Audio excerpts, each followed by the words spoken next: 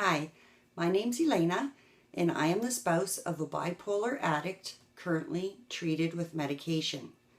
I thought I'd make a video talking about how I handle or manage the manic state. Now, for me, the managing of the manic state, actually the conversation begins long before that. And what I'm talking about is that when they're level and when they're on their meds, because we all know that once they hit that manic state, there is no reasoning with them.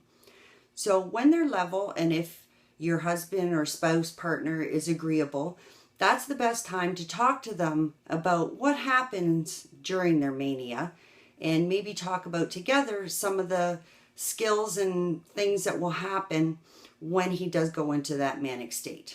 So I have a list of things, not sure I covered them all, and I'm not going to cover them from most important to least important. They're just random. So the first thing that I wanted to talk about was finance.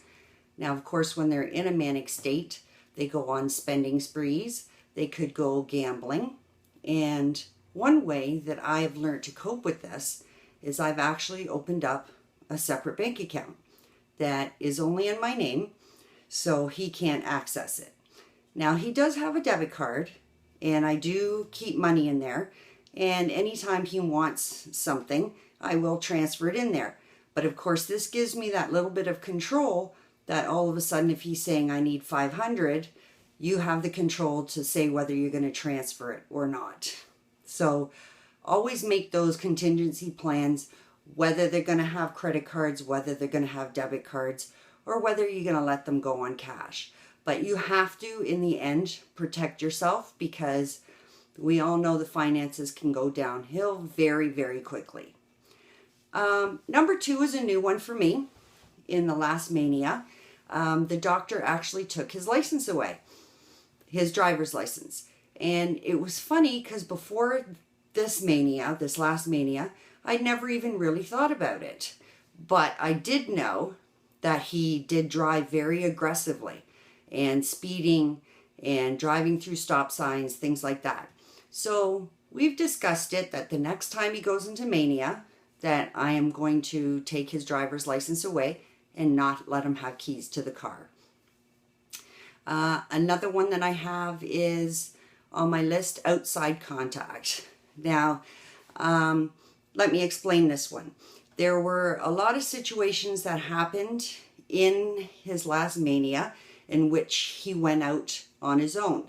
And now it's coming back to him, some of the things that he did while he was out with other people. So he's agreed, and we talked about it, that the next time that he goes into mania, to try and keep him closer to home, or at the very least go with him, because I had let him go out on his own during those times.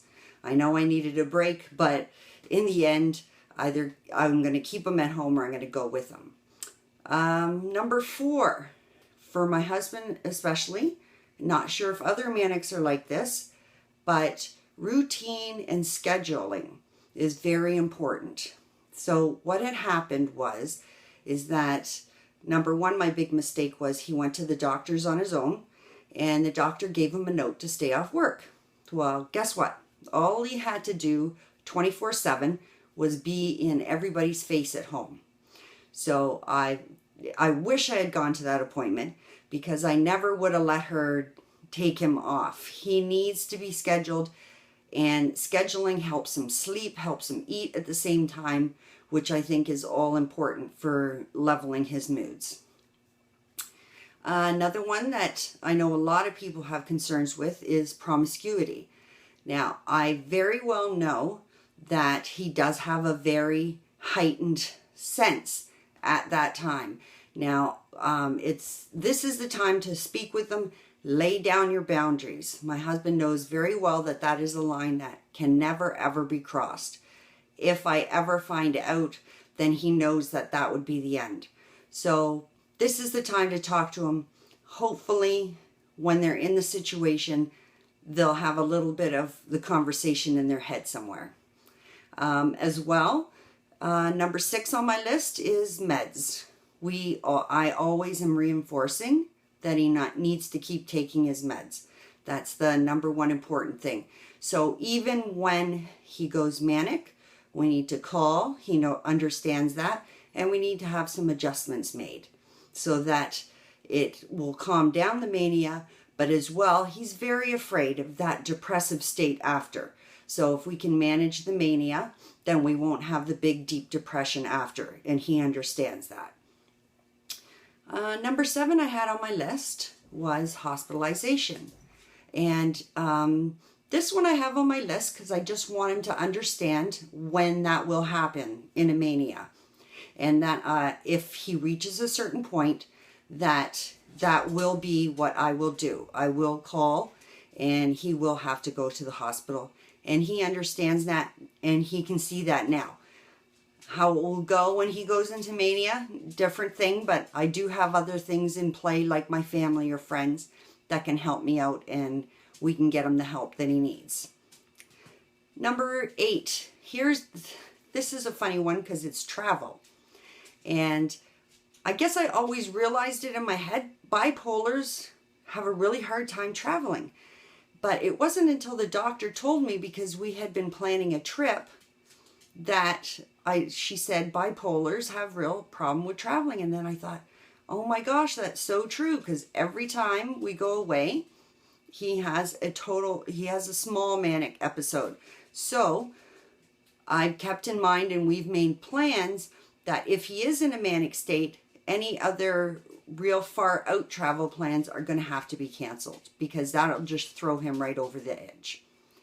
Number 9 I have is boundaries. And what I mean by boundaries is physical contact, physical violence against you. He needs to know that if that boundary is crossed, that the police will be called. Now, my husband very well knows that, because the very first time he had gone into a manic episode, that's exactly what I did. Because I didn't have the backup of doctors. I didn't know about taking him to the hospital. That was the only thing I knew. So he knows when he goes in a manic state now that if he crosses that line, that I will call the police. So those are just a couple of the things that I had on my list. You may have more that you want to discuss. I may come up with more. And I'm thinking my next video, I may talk about, while he's in the manic state, some of the things that I did to try and protect myself, protect him, and to help us through, and our children, through that difficult time. So see you next time. Have a great night.